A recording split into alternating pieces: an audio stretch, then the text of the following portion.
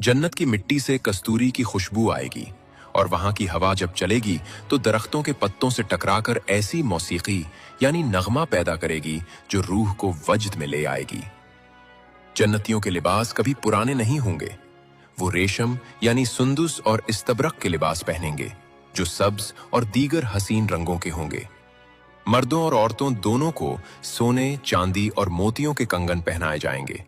इनके ताजों में जड़ा हुआ एक याकूत दुनिया और उसकी तमाम चीजों से ज्यादा कीमती होगा। हर जन्नती के चेहरे पर नूर की एक खास झलक होगी जिससे वो पहचाने जाएंगे कि ये अल्लाह के मेहमान हैं। जन्नत में दरख्त होगा।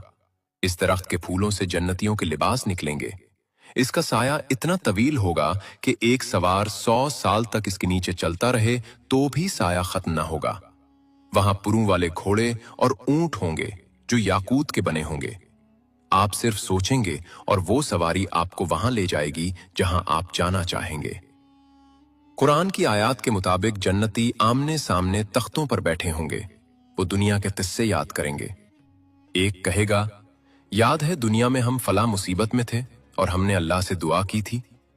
दूसरा कहेगा, हाँ, अल्लाह ने हम पर एहसान किया और हमें उस अजाब से बचा लिया। वहां कोई लग़्व या बेहुदा बात नहीं होगी। हर तरफ से बस सलाम सलाम की सदाएं सुनाई देंगी। जन्नत में दाखिले के वक्त नबी करीम सल्लल्लाहु अलैहि वसल्लम अपने मुबारक हाथों से जन्नतियों को हौज़े कौसर का पानी पिलाएंगे। इसके प्याले आसमान के सितारों की तादाद के बराबर होंगे। इसका पानी बर्फ से ज्यादा ठंडा, दूध से ज्यादा सफेद और शहद से ज्यादा मीठा होगा।